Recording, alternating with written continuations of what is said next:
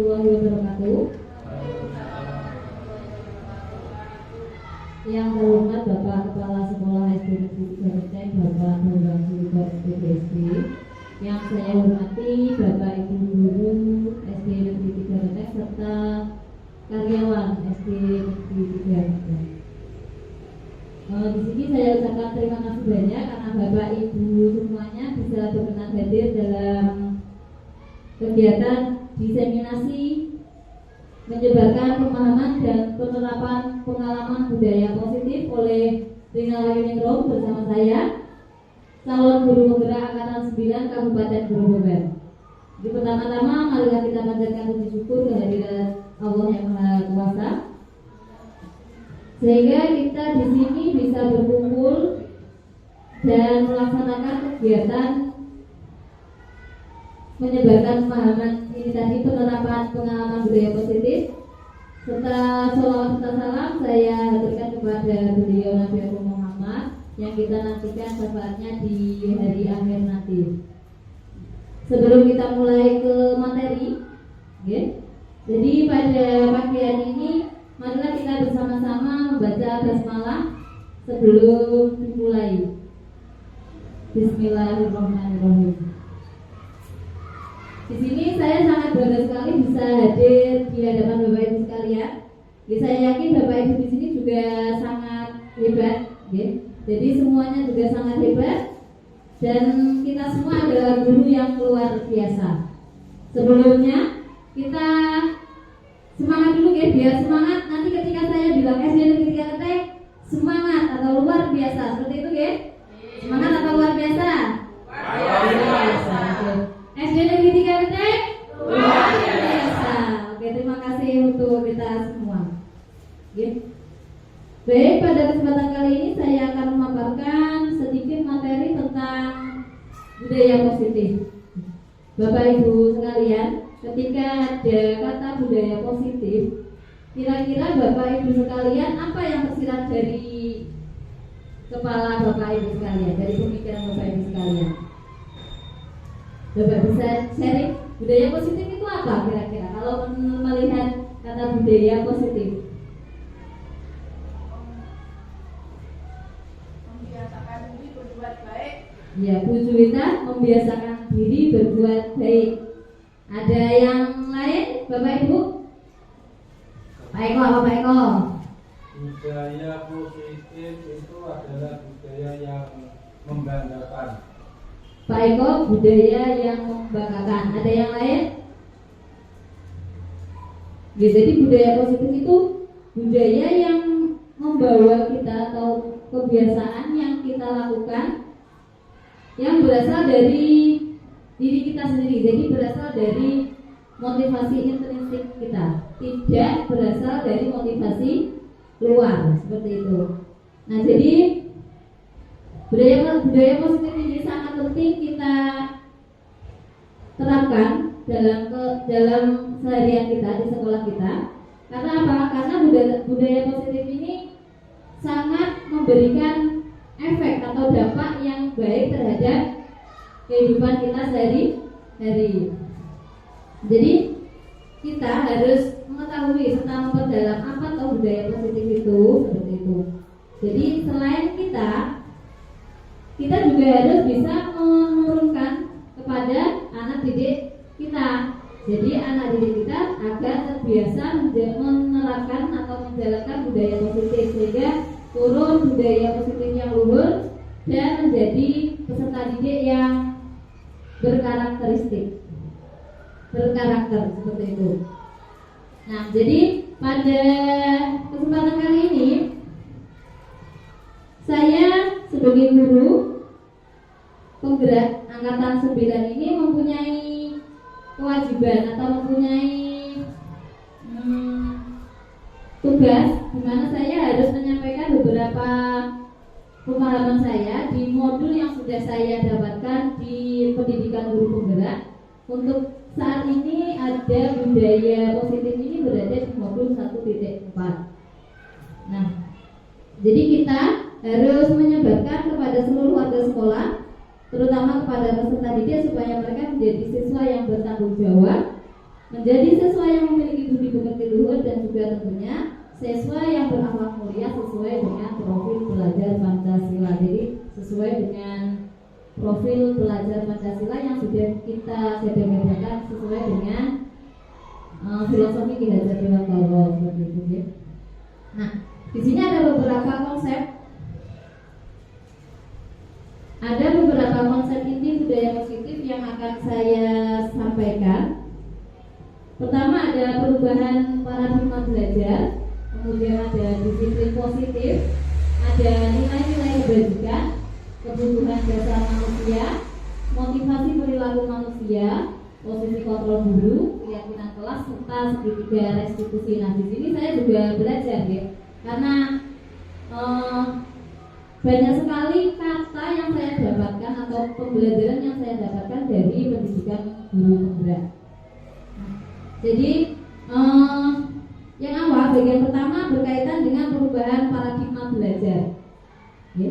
Dengan kata lain pembelajaran paradigma baru yang Bapak Ibu ketahui untuk pembelajaran sekarang ini ada dua istilah, pembelajaran berpusat pada guru dan pembelajaran berpusat pada murid. Nah, kira-kira Bapak Ibu guru tahu apa itu pembelajaran berpusat pada guru dan berpusat pada murid? Ada yang bisa menyampaikan?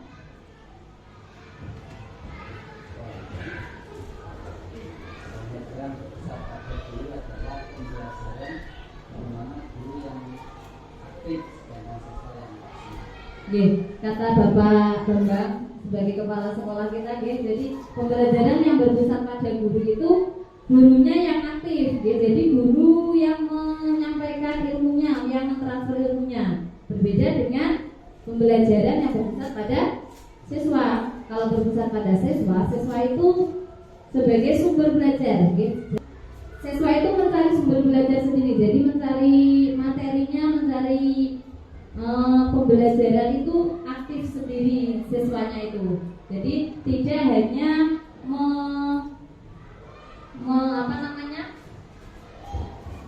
menerima ilmu dari guru. Jadi anak mencari sendiri. Jadi anak itu yang mencari ilmu sendiri, mencari materi-materi. Jadi yang lebih aktif itu pada anaknya, bukan pada gurunya.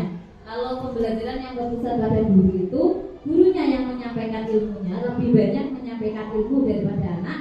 Kalau yang berpusat pada anak itu anak lebih aktif mencari materi tentang pembelajaran seperti itu Bapak Ibu.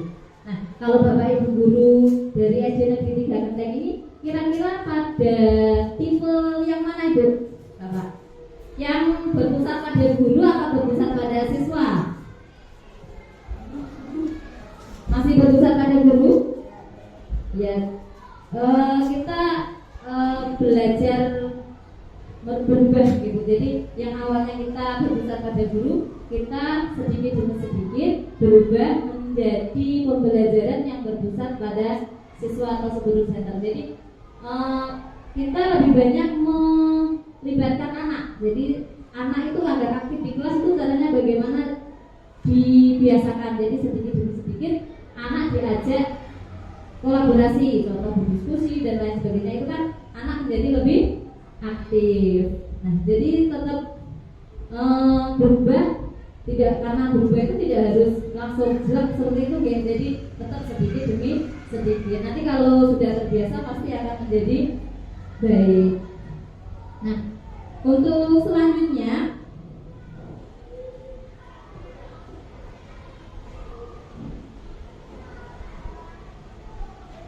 tadi sudah pembelajaran yang berpusat pada siswa dan pembelajaran yang berpusat pada guru. Jadi ketika kita melakukan pembelajaran yang berpusat pada siswa itu, anak ini aktif dan terlibat dalam pembelajaran. Nah, sekarang kita ini belajar juga tentang pembelajaran berdiferensiasi. Jadi pembelajaran berdiferensiasi itu pembelajaran di mana kita mengajar harus tahu kebutuhan murid, seperti itu Bapak.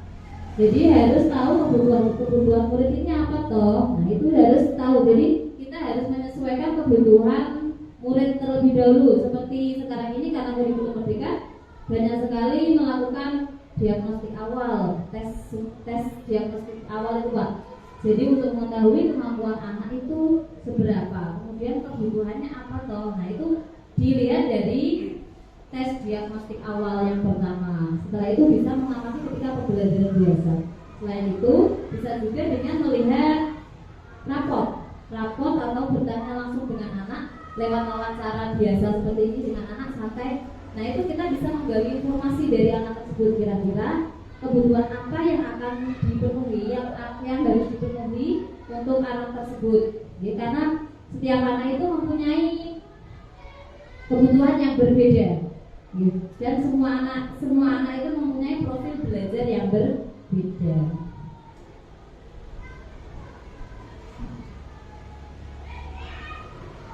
Di sini tadi pembelajaran dengan paradigma baru, yaitu pembelajaran dengan paradigma baru merupakan pembelajaran yang dirancang berdasarkan prinsip pembelajaran berdiferensiasi tadi, sehingga murid belajar sesuai dengan kebutuhannya berdasarkan tahap perkembangan sesuai teori psikologi modern untuk mewujudkan profil pelajar Pancasila. Nah, yang kita tahu profil pelajar Pancasila itu ada beberapa dimensi. Kita lihat dari belakang Ibu. Jadi ada yang pertama beriman, bertakwa kepada Tuhan Yang Maha Esa dan berakhlak mulia. Kemudian ada berkebinekaan global, bergotong royong, kreatif, bernalar kritis dan juga mandiri. Nah, jadi pembelajaran ini sekarang kita menganunya kepada profil pelajar Pancasila. Jadi dimensi yang pertama yaitu beriman, bertakwa kepada Tuhan Yang Maha Esa dan berakhlak mulia. Di sini anak ini kita harapkan menjadi insan yang berakhlak mulia, beriman dan bertakwa kepada Tuhan. Namun di sini tidak hanya hubungannya dengan Tuhan, jadi anak itu harus berhubungan baik juga dengan sesama manusia. Ada juga selain dengan manusia juga dengan lingkungan. Jadi berhubungan baik dengan Tuhan, berhubungan baik dengan manusia, berhubungan baik dengan lingkungan, salah satunya dengan menjaga lingkungan. Nah, ini untuk yang dimensi yang pertama. Untuk yang kedua, berkebinekaan global. Jadi di sini anak diharapkan menghormati budaya keragaman yang ada di Indonesia. Apalagi di Indonesia ini banyak sekali budaya dan kaya sekali gitu akan keragaman budaya, agama, suku dan lain sebagainya. Jadi diharapkan anak-anak ini bisa menghargai keragaman yang ada di Indonesia. Selanjutnya ada bergotong royong. Nah, bergotong royong di sini bukan diartikan bergotong royong ayo bekerja bareng bersih-bersih lingkungan sekolah, tidak seperti itu Ibu. Tidak hanya seperti itu. Jadi bergotong royong di sini artinya bisa dengan berkolaborasi. Jadi bersama-sama, bekerja sama, berkolaborasi, anak dengan guru, guru dengan guru, guru dengan kepala sekolah, seperti itu. Jadi kita sebagai warga sekolah itu berkolaborasi bersama. Tidak hanya bergotong royong masalah kebersihan, itu tidak. Jadi dalam segala hal bisa berkolaborasi. Nah, selanjutnya kreatif. Jadi di sini anak tetap dituntut untuk selalu kreatif. Tidak hanya anaknya saja, gitu, berawal dari bapak ibu gurunya juga.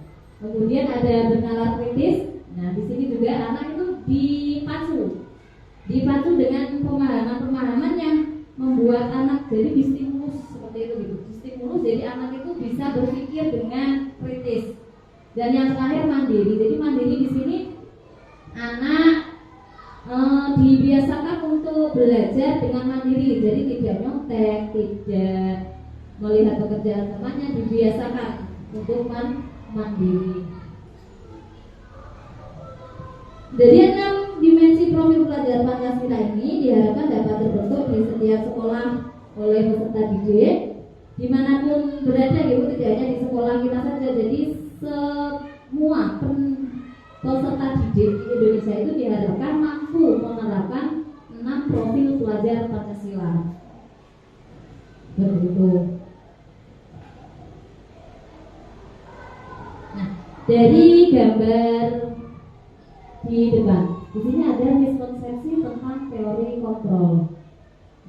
Jadi seperti yang kita tahu, kalau dilihat dari gambar tersebut, kita itu punya kuasa sebagai guru. Tapi ternyata tidak. Kita itu miskonsepsinya di situ. Kita itu tidak punya kuasa untuk mengontrol murid. Jadi kita tidak punya kuasa untuk mengontrol murid. Itu hanya ilusi. Jadi ilusi. Guru mengontrol murid itu hanya ilusi. Jadi guru itu, ayo kamu duduk di sini, kamu mengerjakan tugas. Nah itu menurut kita itu anak itu sudah menurut dengan kita. Padahal itu tidak. Itu hanya takut dengan ancaman dari bapak ibu guru. Jadi itu hanya ilusi. Kalau kita itu bisa mengontrol murid itu hanya ilusi. Sebenarnya kita itu tidak bisa mengontrol murid. Karena apa? Karena itu anak itu tidak berasal dari diri sendiri, tidak berasal dari motivasi intrinsiknya. Jadi itu berasal dari motivasi ekstrinsik, di mana anak itu takut kalau tidak melakukan sesuatu dari ancaman gurunya. Takut nanti dapat hukuman kalau tidak mengerjakan PR itu. Jadi masih dari motivasi ekstrinsik, bukan dari diri siswa. Yang kedua, ilusi bahwa kritik dan membuat rasa bersalah mampu menguatkan karakter. Nah, jadi ini hanya ilusi. Ketika kita memberi kritik kepada anak, memberi penguatan kepada anak, itu sebenarnya malah merusak karakter anak. Jadi tidak, kalau ini kamu pintar sekali, kamu ini pintar, itu malah merusak karakter anak sendiri. Jadi nanti gini, nanti kalau saya mengerjakan PR, nanti saya dibilang pintar sama guru itu. Jadi dia mengerjakan PR-nya itu bukan dari dirinya sendiri. Saya mengerjakan PR, ya ini memang kewajiban saya, tidak seperti itu. Itu malah merusak karakter anak. Selanjutnya ada ilusi bahwa semua penguatan positif, efektif dan bermanfaat. Nah, jadi sama penguatan positif itu sebenarnya tidak efektif untuk anak dan tidak bermanfaat. Karena itu tadi yang kita lakukan itu hanya berasal dari motivasi ekstrinsik, bukan dari motivasi intrinsiknya. Jadi itu hanya ilusi. Yang terakhir, ilusi bahwa orang dewasa berhak memaksa. Kita sebagai guru tentunya kita lebih dewasa dari anak didik kita. Jadi kita berpikiran saya mempunyai kuasa untuk memaksa anak didik saya, tapi itu sebenarnya salah, gitu. Jadi kita tidak boleh memaksa anak didik kita. Kamu harus mengerjakan PR, kalau tidak mengerjakan PR tidak boleh ikut pelajaran, tidak boleh. Jadi kita tidak boleh memaksa, karena itu dapat merusak mental anak. Jadi kita memberi kebebasan kepada anak untuk melakukan sesuatu sesuai dengan kebutuhan anak dan karakteristik anak. Selanjutnya ada mengubah paradigma stimulus respon ke pendekatan teori kontrol. Jadi kalau menurut stimulus respon, realitas atau kebutuhan kita itu sama. Kita itu manusia, ya Bapak Ibu. Kita mempunyai kebutuhan. Dari kebutuhan saya dengan kebutuhan Pak Eko kira-kira sama apa tidak? Tidak. Nah ini kalau menurut stimulus responnya kebutuhan kita itu sama. Tapi menurut teori kontrol kebutuhan kita itu berbeda. Jadi kita harus mengubah stimulus respon kita kepada teori kontrol. Yang kedua, semua orang melihat hal yang sama. Semua orang itu melihat hal yang sama. Itu kipas angin warnanya hitam, kalau itu sama. Tapi menurut teori kontrol, setiap orang itu memiliki gambaran yang berbeda. Jadi mempunyai sudut pandang yang berbeda. Selanjutnya kita mencoba mengubah orang agar berpandangan sama dengan kita. Itu menurut stimulus respon. Jadi menurut teori kontrol kita berusaha memahami pandangan orang lain tentang dunia. Kalau menurut stimulus respon kita mencoba mengubah agar orang tersebut berpandangan sama dengan kita. Bu, saya punya toko ini. Nah, toko saya bagus ini menurut saya, ya. Padahal kita berusaha memahami pandangan orang lain tentang semuanya. Jadi kita tidak bisa memaksa orang lain untuk berpandangan sama dengan kita. Selanjutnya, perilaku buruk dilihat sebagai suatu kesalahan. Ketika anak didik kita melakukan kesalahan, kita langsung ngejudge, ini salah, ini tidak baik, ini buruk. Itu menurut stimulus respon kita. Tapi menurut teori kontrol, semua perilaku itu memiliki tujuan. Jadi anak itu nakal, dia mempunyai tujuan. Kamu ini kenapa? Nakal. Jadi kita tidak boleh langsung ngejudge, kamu ini nakal ini, kamu nakal ilmunya itu tidak boleh langsung ngejudge gitu jadi anak. Jadi guru itu tidak boleh langsung ngejudge kesalahan anaknya. Jadi kita harus mencari tahu dulu kenapa toh dia melakukan ini. Jadi kita harus mencari tahu terlebih dahulu. Menurut stimulus respon, orang lain bisa mengontrol saya. Orang lain bisa mengontrol saya.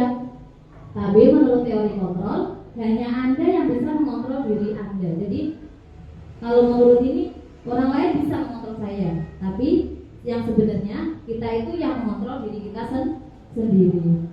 Saya bisa mengontrol orang lain, padahal kita tidak bisa mengontrol orang lain. Orang sendiri, kita sendiri yang lainnya bisa mengontrol diri kita sendiri. Kita tidak bisa mengontrol orang lain. Pemaksaan ada pada saat bujukan gagal. Nah, ketika Bapak Ibu guru semuanya membujuk anak dan bujukannya itu gagal, kita pasti berusaha untuk memaksa. Iya Pak tidak? Pertama dibujuk, tapi tidak mau. Bisa. Nah itu termasuk bujuk, itu termasuk paksaan. Jadi itu menurut stimulus respon. Tapi kita harus yang benar sesuai teori kontrol, kita harus kolaborasi dan konsensus menciptakan pilihan-pilihan baru. Kita harus kolaborasi, kita ngobrol dulu, enaknya gimana, kok kamu tidak mau itu bagaimana, itu bisa. Kemudian konsensus itu disepakati. Kemudian model berpikir menang kalah, tapi yang benar model berpikir menang. Itu model berpikir menang kalah ini kalau kita dengan murid, kamu yang salah, Brina yang benar. Itu tidak boleh seperti itu. Jadi semuanya kamu benar, Brina juga benar. Jadi harus seperti itu. Tidak boleh menyalahkan sepihak. Kamu salah, Brina yang benar. Brina yang salah, kamu yang benar, tidak boleh. Jadi menurut dia yang benar, menurut Brina yang benar itu seperti itu harusnya. Tidak boleh langsung menjawab kamu salah, Brina yang benar, tidak boleh.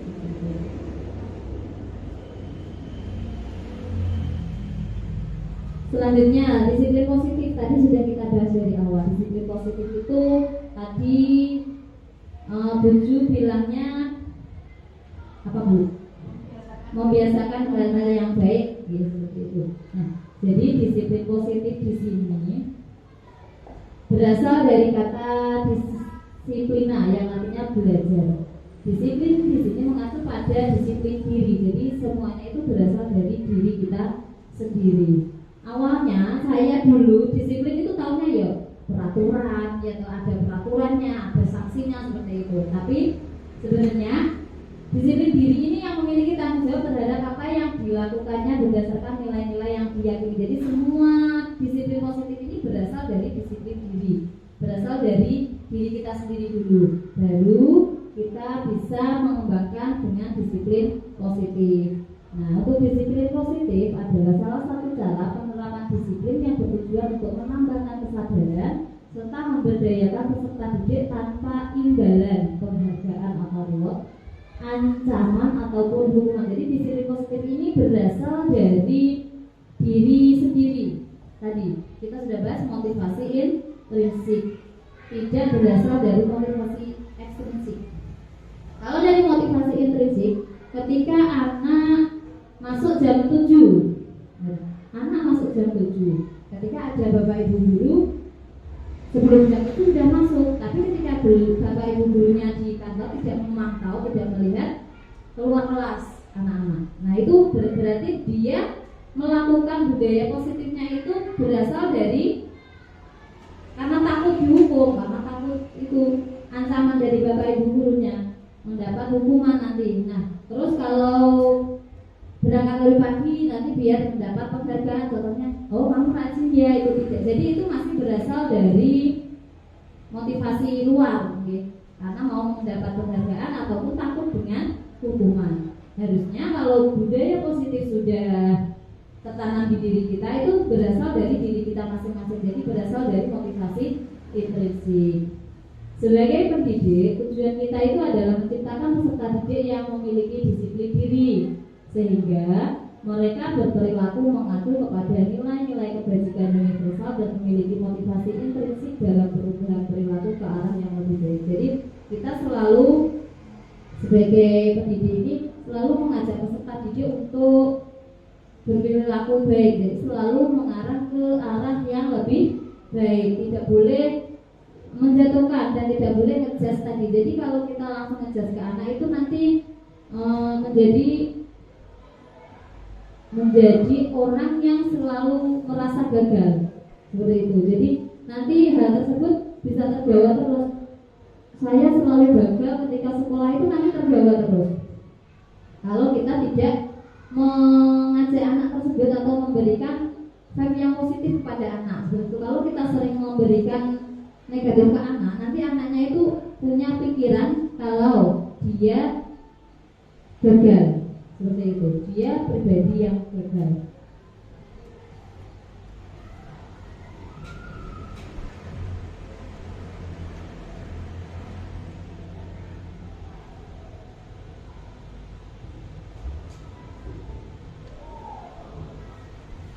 Seperti yang kita tahu di sini tadi, kalau pendidik itu menciptakan peserta didik yang memiliki disiplin diri yang mengacu kepada nilai-nilai kebajikan universal.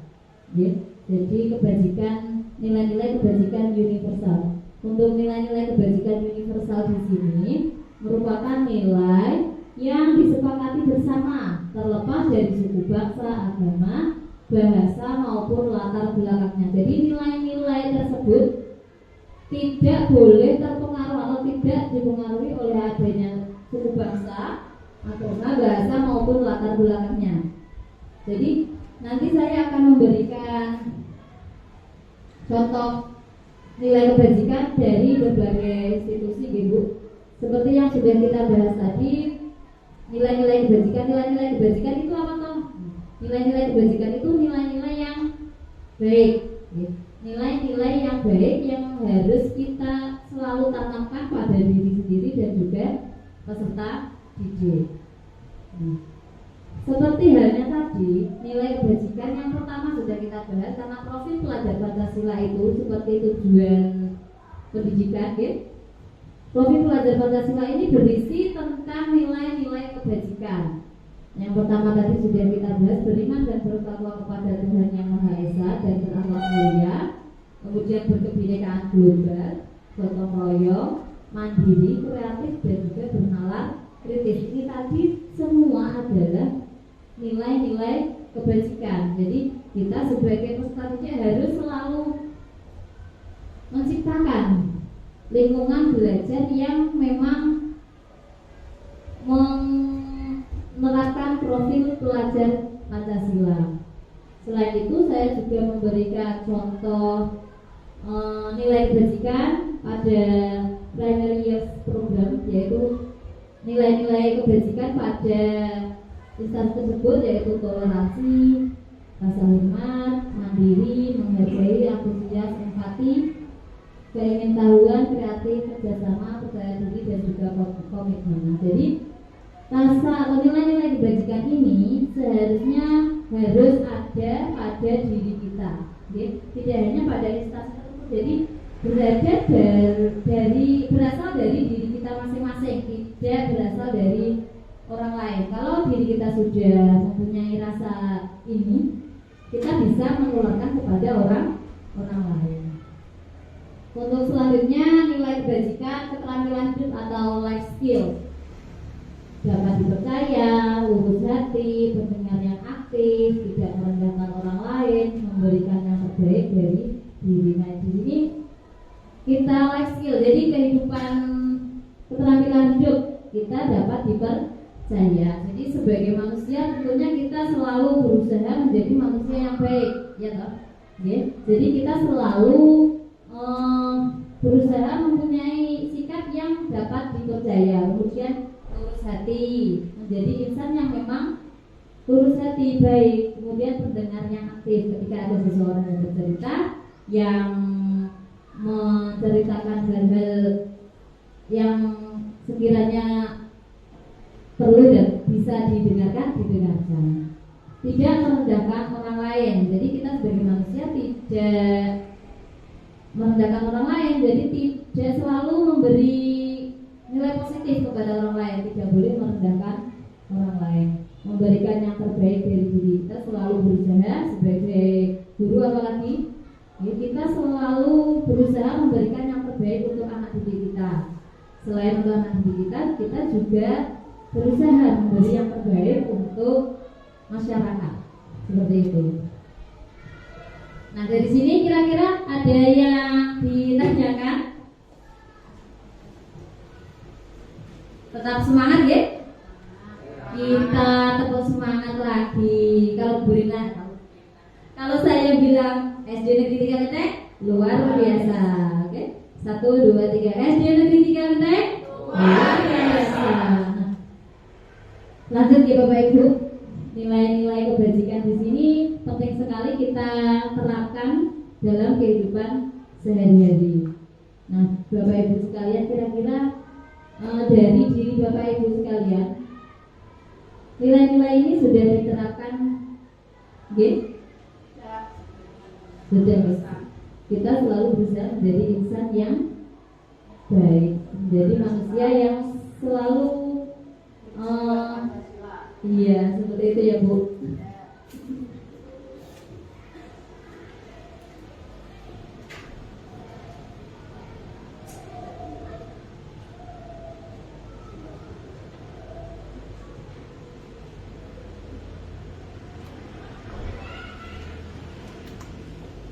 Seperti tadi kita sudah menjelaskan, saya sudah menjelaskan bahwa ketika peserta didik kita melakukan kesalahan, pasti ada kebutuhan yang belum terpenuhi. Jadi ketika seseorang itu melakukan kesalahan, tidak hanya peserta didik, ketika seseorang melakukan kesalahan, pasti ada kebutuhan yang belum terpenuhi sehingga orang tersebut melakukan tindakan yang menyimpang. Contohnya, ketika di kelas ada peserta didik kita, contoh ngantuk. Nah, di situ ngantuk. Kita tidak harus kamu kok ngantuk kenapa? Jangan langsung dimarahi. Gitu. Jadi karena tadi semua tindakan itu ada tujuannya. Nah, tindakan yang dilakukan anak tadi ngantuk, mungkin kebutuhannya belum terpenuhi. Ya toh? Mungkin bisa belum sarapan. Jadi kebutuhannya belum terpenuhi. Bisa sakit. Kemudian rumahnya kebanjiran. Jadi kebutuhannya belum terpenuhi sehingga orang tersebut melakukan tindakan yang menyimpang. Nah, untuk kebutuhan dasar manusia sendiri itu merupakan segala sesuatu yang kita lakukan untuk mendapatkan apa yang kita inginkan. Seluruh tindakan yang kita lakukan memiliki tujuan tertentu dan semua usaha terbaik yang kita lakukan adalah dalam hal rangka kebutuhan dasar kita terpenuhi dengan baik. Jadi tiap kegiatan yang kita lakukan ini tujuannya untuk memenuhi kebutuhan dasar kita. Kalau kebutuhan dasar kita tidak kita penuhi, kita pasti akan melakukan hal-hal yang menyimpang. Contohnya, kalau kita belum sarapan, contoh Bu Yoyu pagi belum sarapan, pasti apa tindakan yang menyimpangnya dilakukan? Bisa ketika mengajar lesu karena belum sarapan, kemudian marah-marah. Salah satu kebutuhannya belum terpenuhi sehingga kita melakukan hal-hal yang kurang baik. Selain itu, jadi kebutuhan dasar manusia itu ada 5 Bapak Ibu. 5 kebutuhan dasar manusia yang harus kita penuhi. Yang pertama itu ada bertahan hidup. Yang kedua ada kasih sayang dan rasa diterima. Yang ketiga ada penguasaan. Keempat kebebasan. Dan kelima kesenangan. Nah, jadi dari kelima kebutuhan ini harus kita penuhi. Kelima kebutuhan ini apabila salah satu saja tidak terpenuhi, pasti akan melakukan tindakan yang menyimpang. Nah, contohnya untuk yang pertama bertahan hidup. Di situ ada makanan, pakaian, tempat tinggal, keamanan, kesehatan. Seperti tadi yang saya jelaskan, ketika ada anak didik kita yang belum sarapan, kemudian pakaiannya belum kering Bu, kemudian rumahnya kebanjiran Bu, kemudian di kelas dia merasa tidak nyaman karena ada temannya yang menjahili, kemudian kurang enak badan itu merupakan salah satu kebutuhan yang tidak terpenuhi, sehingga anak di kelas itu bisa lemes, bisa tidak semangat dalam belajar, kemudian ngantuk, mengganggu teman yang lain. Jadi ketika kebutuhannya tidak terpenuhi, anak tersebut pasti akan melakukan penyimpangan. Yang kedua ada kasih sayang dan rasa diterima.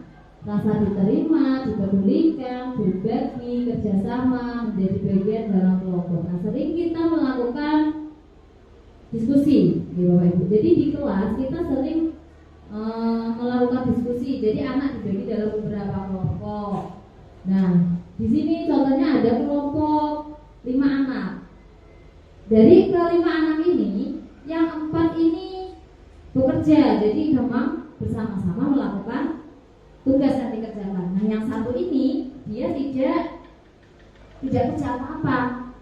Ya, dia hanya melihat dan tidak ikut dengan temannya. Nah, dari ke-5 ini mungkin saja anak yang satu ini karena tidak ikut dengan temannya, dia tidak menjadi teman satu kelompoknya. Oh, enggak bestiku, jadi tidak diajak dalam kelompok, tidak boleh seperti itu.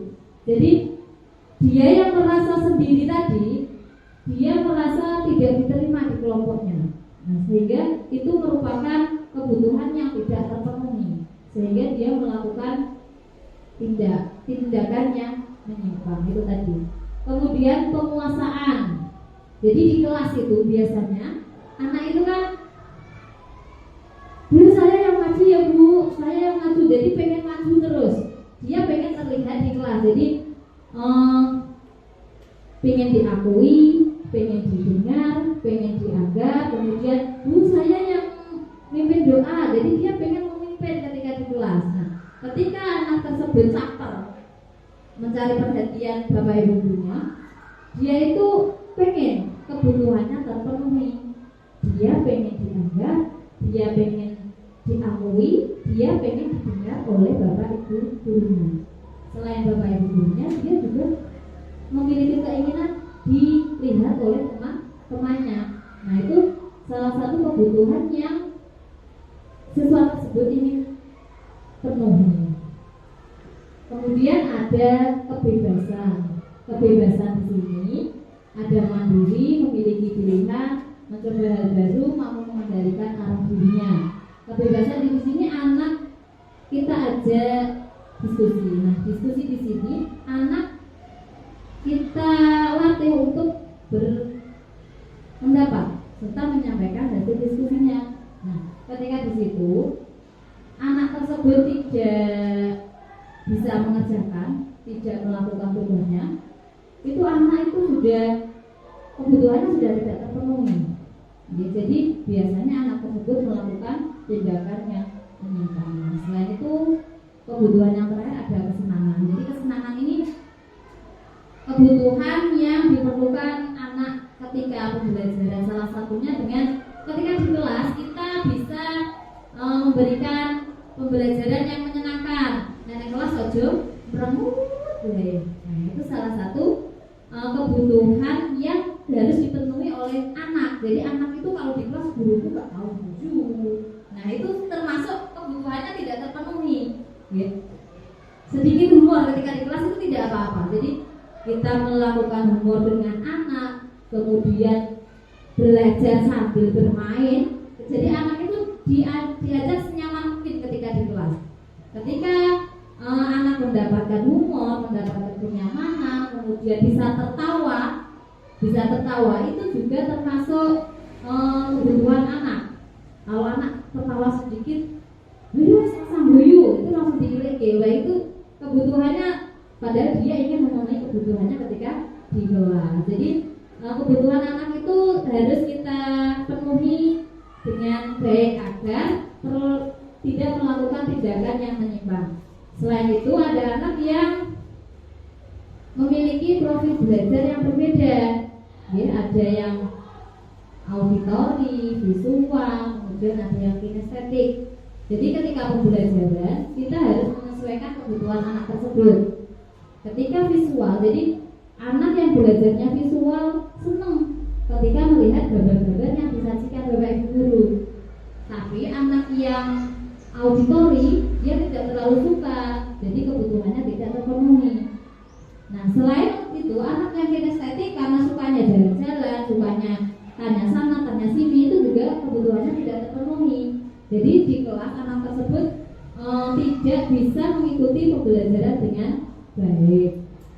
Jadi kita sebagai guru harus bisa mengakomodir. Jadi pembelajaran mana yang bisa mengakomodir semua kebutuhan siswa dan profil belajar siswa. Meskipun masih belajar hidup sama, jadi kita masih belajar.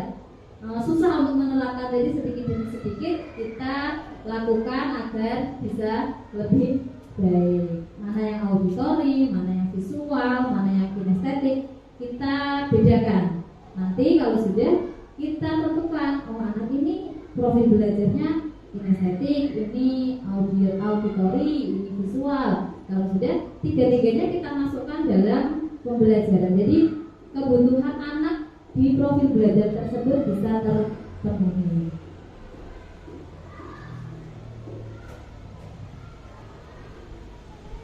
Seperti yang kita bahas di awal tadi, jadi kita itu melakukan hal-hal atau disiplin positif tadi harus berawal dari motivasi.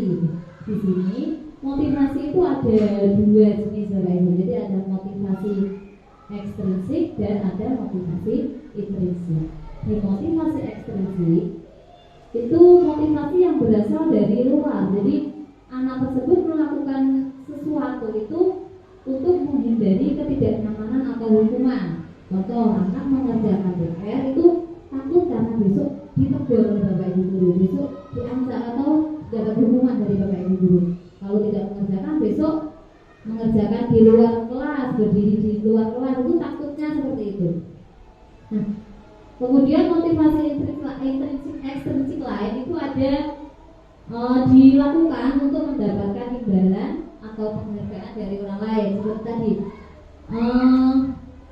melakukan kegiatan agar mendapat reward, mendapat hadiah. Itu berasal dari motivasi ekstrinsik, belum berasal dari motivasi intrinsik siswa. Jadi di budaya positif ini, modul ini itu saling berkaitan, saling berkaitan.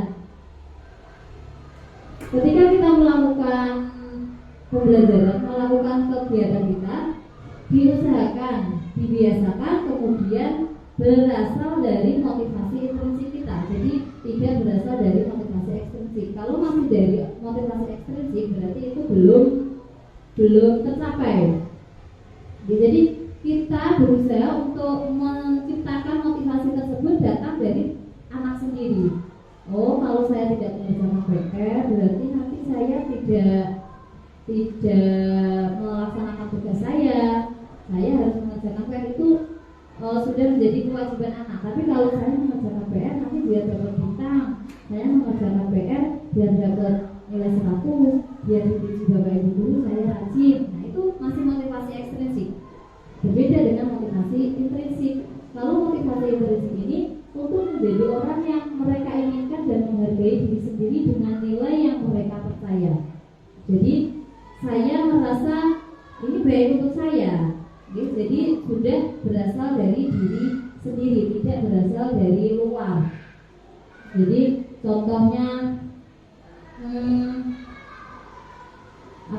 ketika kita membuang sampah, itu saya membuang sampah karena lingkungannya biar bersih gitu. Nah, itu bisa berasal dari kesadaran diri kita. Dan lingkunganku bersih, saya harus membuang sampah di tempat sampah.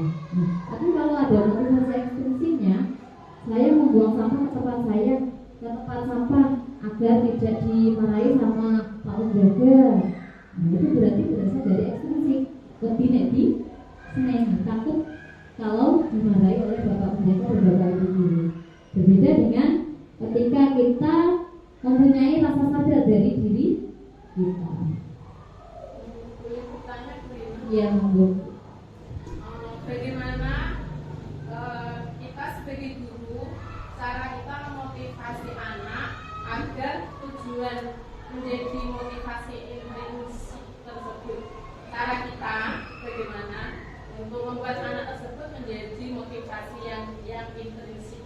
Nah, jadi pertanyaan dari Bu Yayu ini, bagaimana cara kita agar memotivasi anak, kita memotivasi anak agar motivasi tersebut berasal dari intrinsik, tidak berasal dari ekstrinsik, seperti itu, gitu. Agar anak itu mempunyai kesadaran, seperti itu toh, mempunyai kesadaran. Jadi biar jadi tumbuh sendiri dari dalam diri anak, seperti itu, gitu. Jadi kita ini selalu berusaha tadi, jadi tidak boleh sebenarnya tidak boleh memberikan reward atau penghargaan. Nah, jadi karena ketika kita memberikan reward itu menghancurkan karakter anak. Jadi dia nanti termotivasinya, saya mengerjakan PR agar mendapat bintang, saya mengerjakan PR agar dipuji Bapak Ibu guru, itu nanti sudah tertanam di kepalanya anak. Jadi kita selalu harus membiasakan anak ini memotivasi, dinasihati seperti itu awalnya, seperti itu. Jadi anak kita ini sebagai pelajar tugasnya itu belajar. Ketika ada tugas harus dikerjakan. Nah, nanti di selanjutnya kita akan membahas tentang keyakinan kelas. Di keyakinan kelas tersebut ada nilai-nilai kebajikan yang harus kita terapkan di kelas. Seperti itu nanti akan kita bahas. Jadi keyakinan kelas tersebut isinya itu nilai-nilai kebajikan yang sudah kita bahas tadi. Jadi nilai-nilai kebajikan tadi itu harus kita tanamkan pada anak. Seperti itu, Ibu.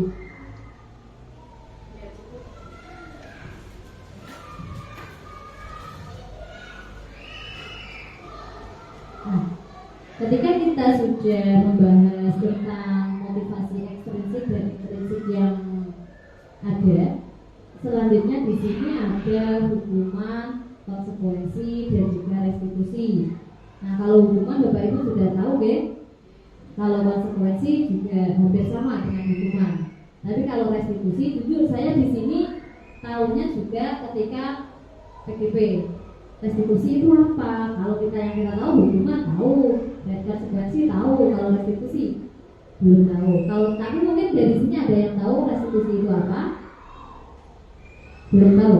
Ya, jadi kita belajar bersama. Kalau dari hukuman, ini tadi, kalau hukuman itu tidak terencana dan tiba-tiba.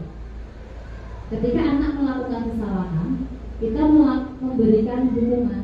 Contoh, anak telat datang, kita memberi hukuman, oh kamu telat, kamu lari lapangan 3 kali. Nah, itu namanya hukuman.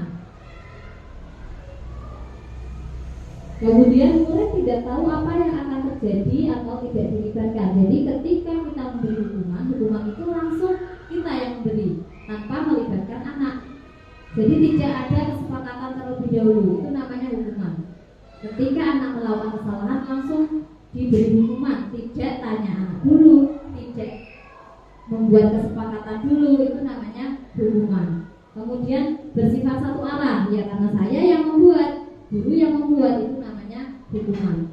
Kemudian berupa hukuman itu berupa fisik atau psikis, seperti tadi push up, lari, itu termasuk fisik. Kalau psikis itu bisa dengan verbal. Jadi ketika kita memberi hukuman anak, verbal, omongan, itu juga termasuk hukuman.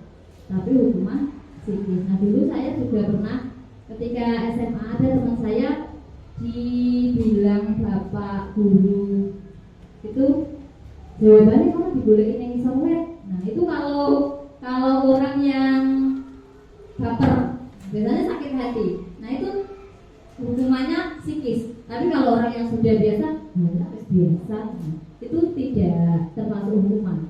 Jadi tergantung dari kitanya. Tapi hukuman itu biasanya berupa fisik atau psikis, kemudian hanya bersifat satu arah. Jadi gurunya yang menentukan, kamu tidak mengerjakan PR, berdiri di depan kelas. Itu hukuman. Kemudian bedanya dengan konsekuensi. Kalau konsekuensi ini terencana atau disepakati.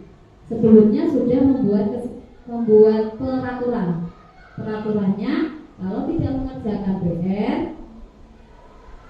mendapat hukuman. Itu sudah peraturan, sudah dibuat sebelumnya.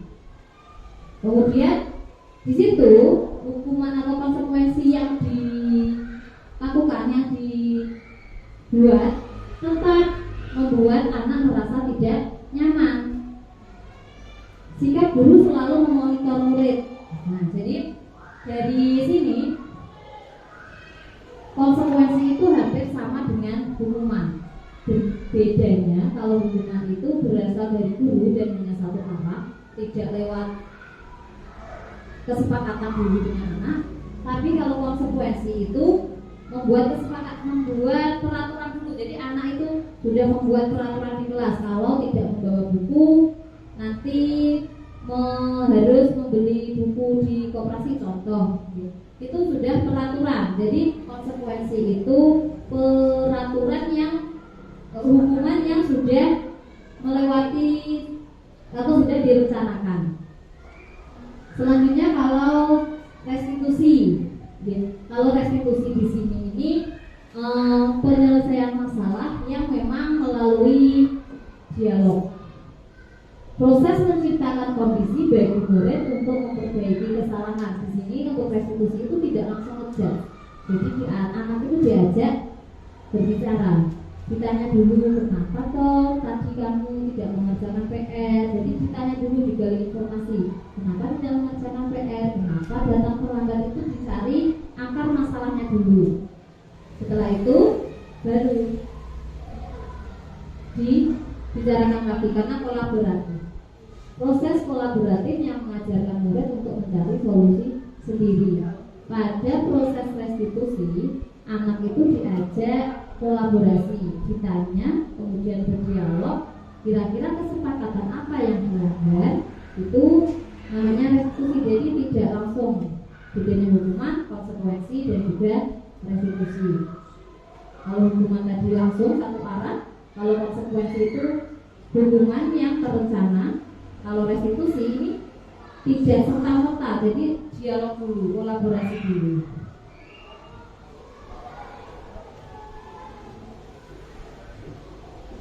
Selanjutnya ada 5 posisi kontrol guru. Jadi sebagai guru itu kita mempunyai posisi di lembaga kita. Yang pertama ada penghukum, yang kedua ada pembuat merasa bersalah, yang ketiga ada teman, keempat pemantau, dan juga manajer. Dari kelima posisi kontrol guru ini, kalau saya ini masih penghukum. Sebenarnya tidak ada yang itu gitu. Jadi yang paling bagus dari kelima kontrol ini itu harusnya manajer ya, karena manajer itu yang sudah melewati semuanya ini. Jadi kalau penghukum itu saya masih sering menghukum anak, ya dong. Kalau Pak Eko kira-kira posisi kontrolnya apa ketika anak melakukan kesalahan apa? Nomor 1. Penghukum sama. Kalau Bu Eka? Pemantau. Kalau Pak Rizin? Nomor 1 penghukum. Sama, masih penghukum. Bu Juwita apa Bu? Pemantau. Jadi dari beberapa posisi kontrol guru ini ada beberapa kalimat yang memang menjadi acuan. Oh, ini penghukum. Oh, ini pembuat merasa bersalah. Oh, ini teman. Oh, ini pemantau. Ini manajer. Nah, itu ada. Nah, dari beberapa kalimat nanti saya akan memberikan contoh kasus, gitu. Contoh penerapan 5 posisi kontrol guru. Kasusnya di sini sama, tetapi kita menerapkan apakah kita penghukum, apa kita pembuat merasa bersalah, apa kita pemantau atau teman atau manajer. Nah, jadi dari kata-kata atau pernyataan ini nanti kita tahu, oh saya ini penghukum, saya ini pembuat merasa bersalah, dan kita tahu. Salah satu pernyataan yang saya yang dipakai untuk mengetahui, oh posisi kontrol guru saya ini penghukum. Jadi biasanya kasusnya ini masih sama, siswa tidak membawa atribut lengkap saat upacara bendera. Nah ini kalau ada kasus seperti itu, hormat pada bendera selama 1 jam. Ini kan memberi hukuman, ya toh? Ini termasuk psikis. Nah ini termasuk penghukum. Jadi yang berhubungan dengan psikis yang tidak terencana secara tiba-tiba itu termasuk hukuman dan dilakukan oleh penghukum. Selanjutnya ada pernyataan, berapa kali ibu harus memberitahu kamu selalu saja mengecewakan ibu. Nah, ini termasuk membuat merasa bersalah. Jadi wis ping piro to Cang, sak ngene bola-bali kecil gak ngandel. Nah itu membuat merasa bersalah. Jadi anak ben krasa salah. Kata-kata yang diucapkan seperti itu. Jadi berapa kali ibu harus memberitahu kamu selalu saja mengecewakan ibu. Nah itu termasuk membuat merasa bersalah. Selanjutnya dengan kasus yang sama, kalau sebagai teman, posisi kontrolnya teman, jadi kita seperti berteman dengan murid. Kalau anak melakukan kesalahan, ayo dong ikuti aturan sekolah, tolong bantu bapak ibu ya, sekali ini ya. Ya sudah, tidak apa-apa. Lain kali jangan berbuat seperti ini lagi ya. Ini termasuk posisi kontrol teman. Ayo loh, peraturannya tidak melalui. Nah itu termasuk teman. Ayo, itu teman ya. Jadi bahasanya berbeda ketika menjadi penghukum, pembuat merasa bersalah ataupun teman. Ya, jadi kalau teman ki, yo wes bestinan karo murid. Selanjutnya kalau memantau. Nah memantau ini kamu sudah melanggar aturan sekolah, kamu tahu konsekuensinya. Nah jadi kalau pemantau ini nanti ada konsekuensi yang harus dilakukan. Contohnya, kalau anak tidak membawa atribut lengkap saat upacara, konsekuensinya nanti kamu membeli topi di Pak Lisin. Nah itu konsekuensi. Jadi sebelumnya tapi sudah ada peraturan. Apabila tidak membawa atribut harus membeli di koperasi. Contoh, itu sudah ada aturan sebelumnya. Jadi kalau sudah ada aturan, kemudian Bapak Ibu membuat pernyataannya ini, kamu sudah melanggar aturan sekolah, kamu tahu konsekuensinya. Jadi nanti anak diminta untuk membeli topi di koperasi, itu ada konsekuensinya. Ya, melakukan kesalahan, kemudian konsekuensinya harus membeli topi tadi, itu konsekuensi. Jadi ada yang harus dilakukan lagi. Ini pemantau. Yang selanjutnya yang paling bagus ini manajer. Jadi manajer itu sebagai guru harusnya kita juga sebagai manajer harus bisa menjadi manajer. Ya. Meskipun kita sebagai pendidik tidak di perusahaan besar, ya kan? Tapi di posisi kontrol guru kita harus bisa menjadi manajer.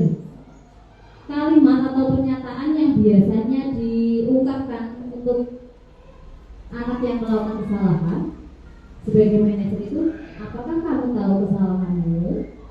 Kira-kira bagaimana kamu memperbaiki kesalahanmu? Jadi anak itu ditanya kesalahannya apa, kemudian digali bagaimana caranya menyelesaikan masalah yang dihadapi. Tidak, oh kamu ini nanti kalau bedanya sama pemantau tadi ada konsekuensi yang harus dilakukan. Tapi untuk manajer ini ditanya, jadi membantu memecahkan masalah, tapi anak yang menyelesaikannya sendiri.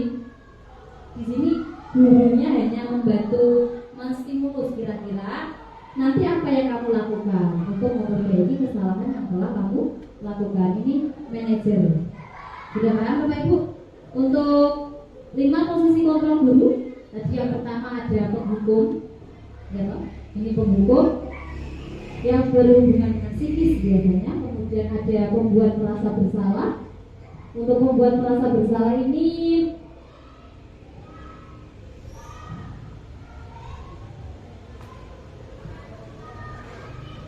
Ini tadi seperti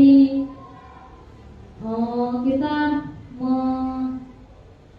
apa namanya?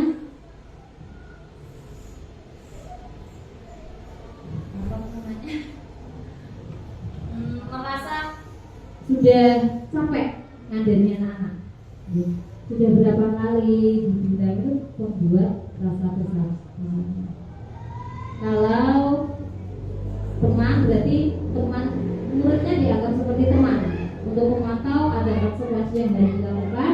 Untuk manajer ini anak digali untuk menyelesaikan masalahnya sendiri. Nah, dari kelima musik kontrol ini saya mau memberi pertanyaan. Saya nanti akan memberikan pernyataan.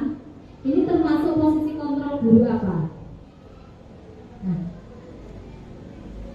di sini ada pernyataan. Saya kecewa sekali dengan kamu. Ini termasuk posisi kontrol apa, Bapak Ibu? Membuat rasa bersalah. Ya, betul sekali. Selanjutnya ada kamu tidak pernah benar melakukannya. Ini posisi kontrol apa? Kamu tidak pernah benar melakukannya. Ini apa namanya?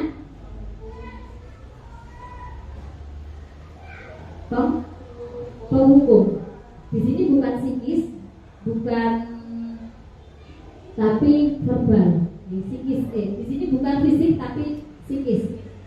Nggak tahu benar ini kok. Nah itu termasuk hukuman yang bentuknya verbal.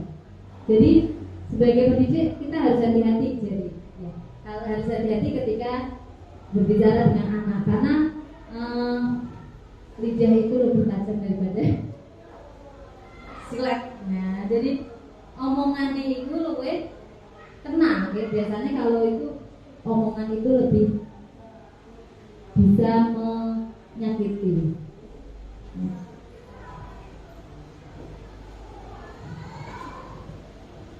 Ini apa rencanamu untuk menyelesaikan masalah ini? Ini untuk posisi kontrol apa, Bapak Ibu?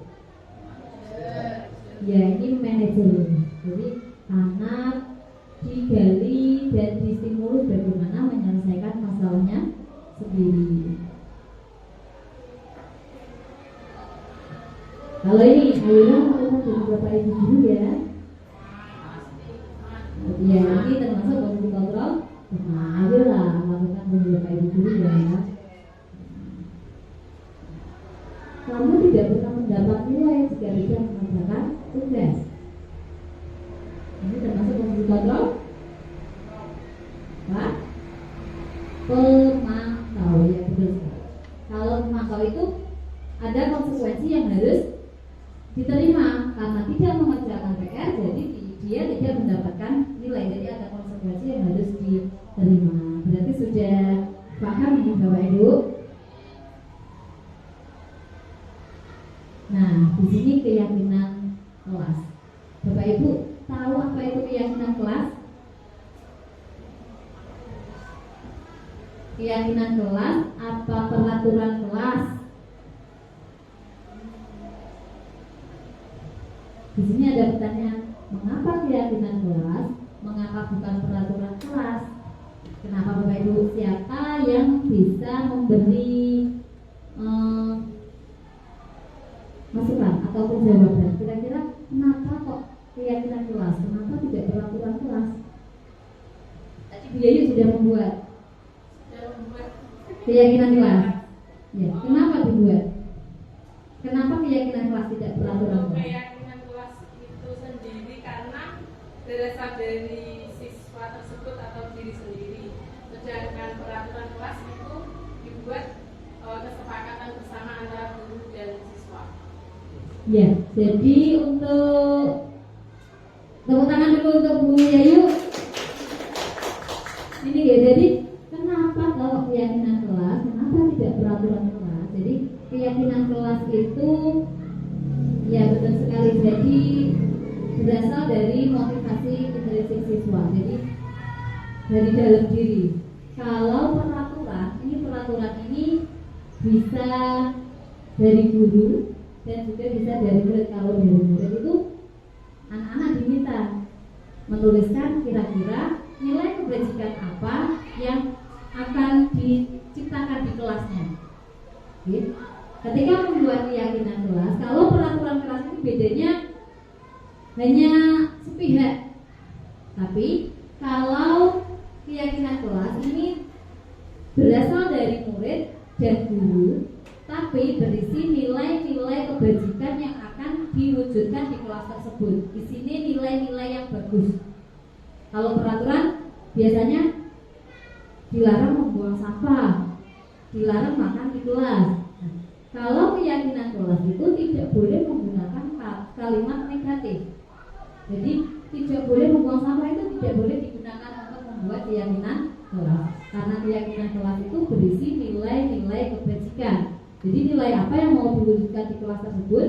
Jadi di sini saya membahasnya keyakinan kelas, bukan keyakinan sekolah, karena saya lingkupnya guru. Mungkin kalau kepala sekolah bisa keyakinan sekolah seperti itu.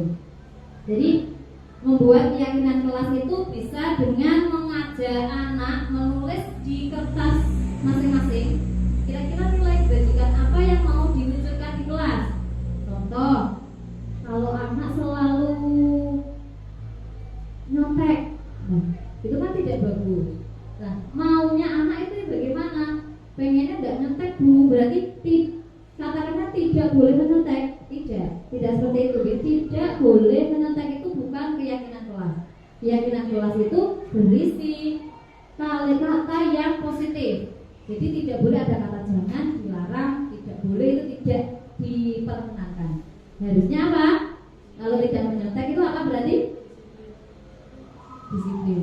Apa? Jujur. Nah, itu jujur. Jadi ketika keyakinan kelas itu tidak perlu banyak-banyak, tidak. Keyakinan kelas itu nilai kebajikan apa yang mau diwujudkan. Contoh jujur. Jadi nanti anak itu membuat kata atau nilai kebajikan yang mau diwujudkan di kelasnya. Contoh awalnya, tapi ketika membuat keyakinan kelas itu tidak harus jujur, bertanggung jawab, itu tidak. Jadi anak diminta menuliskan keyakinan apa yang mau ditulis. Contoh, menjaga kebersihan, tidak membuang sampah sembarangan, tidak makan, itu boleh ditulis dulu oleh anak. Jadi tidak langsung jujur, bertanggung jawab, disiplin, itu tidak. Ketika anak diajak membuat keyakinan kelas itu, caranya anak diberi kebebasan untuk menuliskan apa yang mau diwujudkan di kelasnya. Setelah menulis, kalau saya kemarin memberi anak kertas sticky note itu, kemudian anak menuliskan di kertasnya, kemudian saya meminta anak itu maju menempelkan kata yang sudah ditulis. Jadi kalimat yang sudah ditulis anak, kita bisa mencari kata yang sama diambil, jangan sampai ada yang double kan, karena bisa diambil beberapa kata ya.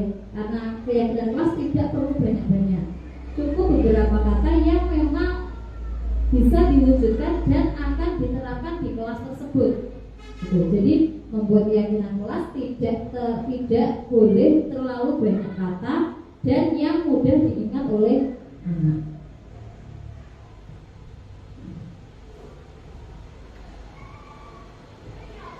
Dalam pembentukan keyakinan kelas ini pertama bersifat abstrak, kemudian berupa pernyataan universal. Jadi tadi disiplin, satu kata yang memang nilai kebajikan yang mau diwujudkan di kelas. Kemudian bertanggung jawab, contohnya itu. Jadi kata tersebut tidak kata negatif dan pernyataan universal.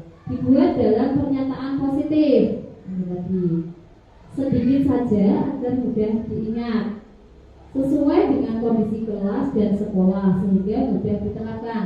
Sehingga ketika membuat keyakinan kelas juga melihat kondisi kelas yang ada. Semua warga sekolah atau warga kelas dilibatkan saat membuat keyakinan kelas. Jadi semua anak diminta untuk menulis kalimat yang mau diwujudkan di kelas tersebut. Setelah itu ditempel di depan.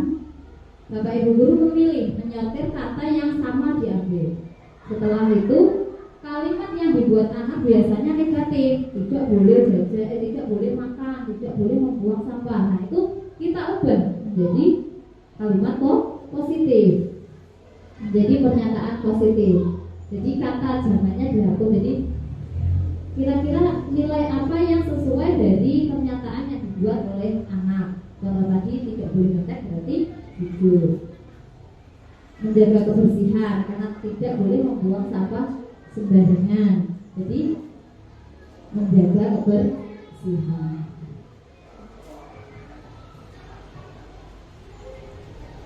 Dan yang terakhir ada segitiga restitusi. Tadi yang kita bahas segitiga restitusi. Segitiga restitusi ini suatu proses dialog yang dijalankan oleh guru agar dapat menghasilkan murid yang mandiri dan bertanggung jawab. Jadi ketika anak melakukan kesalahan, kita harus menyelesaikan dengan tahapan segitiga restitusi. Pada segitiga restitusi itu ada 3 tahapan. Yang pertama, menstabilkan identitas. Yang kedua, validasi tindakan yang salah. Yang ketiga, menanyakan keyakinan. Seperti yang sudah saya bahas dari awal, ketika anak melakukan kesalahan tidak langsung dijudge. Jadi kita cari tahu dulu kenapa kok melakukan kesalahan. Jadi ada langkah yang harus dilakukan. Untuk yang pertama, menstabilkan identitas. Jadi untuk menstabilkan identitas ini berdasarkan prinsip membuat kesalahan adalah bagian dari proses pembelajaran. Jadi anak-anak ketika melakukan kesalahan itu tidak mesti salah. Jadi ini merupakan proses pembelajaran yang dilakukan oleh anak. Nek salah, orang langsung salah. Jadi ini merupakan bagian dari proses yang dilakukan anak ketika pembelajaran. Nah, menstabilkan identitas ini dengan contoh beberapa kata biasanya. Berbuat salah itu wajar. Jadi anak itu ketika membuat kesalahan wajar, gitu. Namanya kita sebagai manusia itu tidak luput dari kesalahan. Jadi kita menstabilkan identitas awal kalau anak melakukan kesalahan itu wajar. Tidak ada manusia yang sempurna. Jadi kita ketika menerapkan segitiga restitusi kepada anak itu tadi tidak ada manusia yang sempurna. Jadi ketika membuat kesalahan itu wajar. Bapak Ibu juga pernah melakukan itu. Nah, ketika menghadapi anak yang melakukan kesalahan, kita juga mencontohkan diri kita sendiri karena kita juga pernah melakukan. Kita juga boleh ngomong seperti Bapak Ibu juga pernah melakukan seperti itu. Jadi kamu tidak apa-apa karena membuat kesalahan itu wajar. Bapak Ibu tidak mau mencari yang salah, tapi Bapak Ibu ingin mencari solusi dari permasalahan ini. Jadi tidak mencari anak yang salah, ibu guru yang benar, tidak. Jadi kita cari permasalahannya bersama-sama. Nah, untuk yang terakhir kami benar merasakan itu. Nah, ketika ada yang membuat salah, kita bisa menstabilkan identitasnya. Kamu benar merasakan itu. Nah, itu maksudnya ketika anak mengalami permasalahan, contohnya dinakali, diganggu temennya, nah, itu yang temennya membalas. Nah, kita bisa menstabilkan identitas itu dengan kata kamu benar merasakan itu. Itu tadi. Itu tahapan yang pertama. Tahapan selanjutnya ada validasi tindakan yang salah. Ketika anak melakukan kesalahan, kita validasi dulu. Nah, tindakannya itu memang benar dilakukan apa tidak. Terus kemudian melakukannya itu karena apa? Nah, berdasarkan prinsip setiap perilaku berupaya memenuhi suatu kebutuhan tertentu. Ini tadi ketika anak melakukan kesalahan, pasti dia ingin memenuhi kebutuhan yang mereka ingin penuhi. Nakal itu kenapa? Karena bisa saja dia ganggu temannya itu tadi karena dia cari perhatian, karena dia ingin dilihat oleh temannya, ingin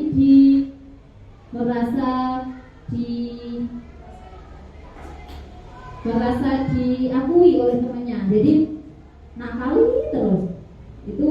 Jadi anak itu mempunyai alasan untuk melakukan sesuatu. Nah, jadi ditanya, kamu pasti punya alasan mengapa kamu melakukan hal itu, divalidasi tindakannya. bisa melakukan hal yang lebih dulu dari ini ya. Nah, ketika anak melakukan hal, malah ditambahin di gurunya seperti itu.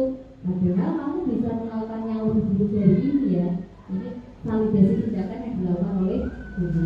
Kamu patut bangga karena telah melindungi sesuatu yang penting buatmu. Kamu melakukannya karena mempertahankan sesuatu yang penting dan ini kata-kata yang dilakukan ketika validasi tindakan yang salah. Selanjutnya yang terakhir adalah menanyakan keyakinan. Jadi ketika menyelesaikan masalah dengan segitiga restitusi, kita harus menanyakan keyakinan anak dulu. Apa keyakinan kelas kita? Jadi kita tadi sudah membuat keyakinan kelas. Anak melanggar atau membuat kesalahan. Keyakinan kelas apa yang dilanggar oleh anak tersebut? Ditanya. Kira-kira keyakinan kelas apa yang kamu langgar? Kemudian nilai apa yang telah disepakati bersama, diingatkan lagi. Nilai-nilainya apa yang sudah disepakati? Kemudian yang dilanggar itu apa dari nilai tersebut? Ditanyakan. Kemudian seperti apa gambaran sebuah kelas yang ideal menurut kamu? Nah, kemudian kamu ingin menjadi orang yang seperti apa? Itu ditanyakan ketika menanyakan keyakinan. Karena menanyakan keyakinan ini berdasarkan prinsip teori kontrol tadi, bahwa pada dasarnya kita termotivasi secara intrinsik. Memang kita itu awalnya termotivasi dari dalam diri kita masing-masing. Di sini saya punya contoh penerapan segitiga restitusi. Ketika anak melakukan kesalahan, maaf kalau tidak terlalu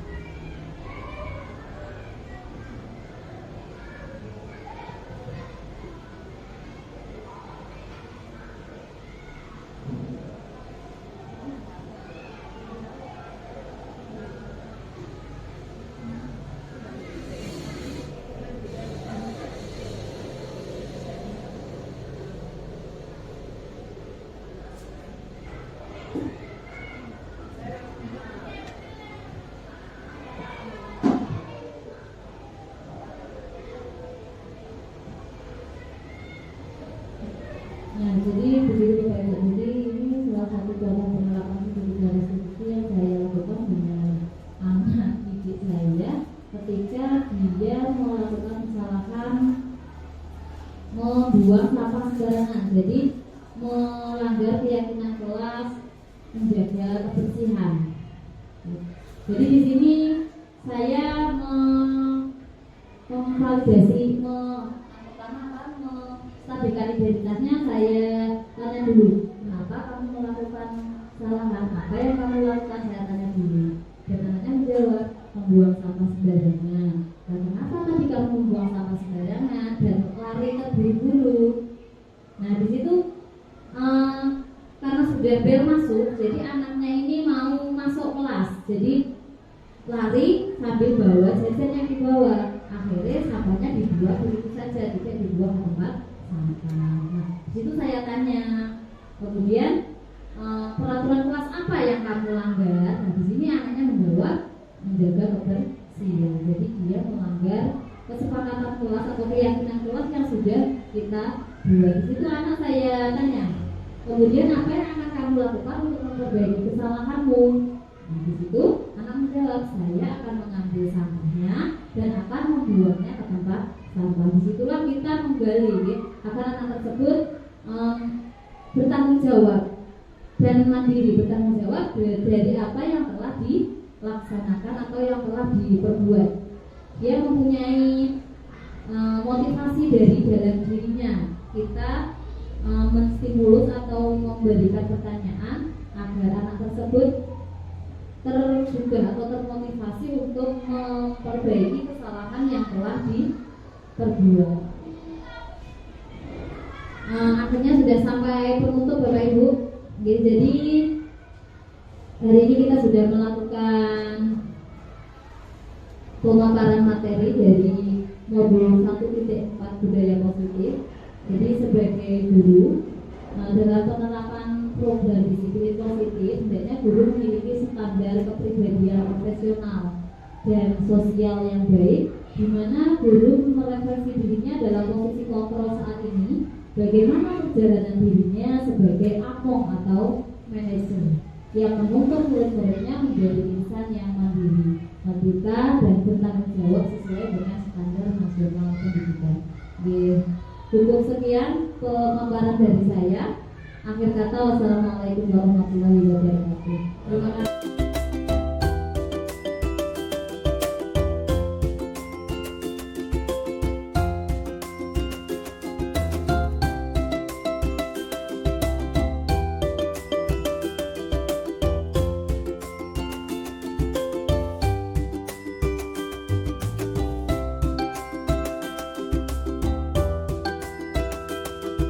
Assalamualaikum, saya Nitasi Salsabila kelas 4. Saya merasa senang diajak Bu Rina membuat keyakinan ikhlas.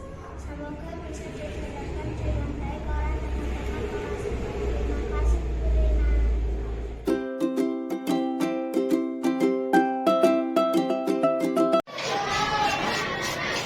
Tahu kenapa punya kaget? Ya Bu, Kenapa? karena saya membuat sampah sembarangan. Lah kenapa Mas Raka membuang sampah sembarangan dan terburu-buru lari? Karena bel sudah bunyi Bu, dan saya harus masuk kelas. Baiklah, mungkin kalau Bunda jadi Mas Raka, dia juga akan melakukan hal yang sama, tidak apa-apa. Tetapi, apakah hal yang dilakukan Mas Raka sudah benar? Ya Bu, Tetapi, apakah hal yang dilakukan Mas Raka sudah benar? ya Bu, Lalu, bagaimana yang harus Mas Raka lakukan?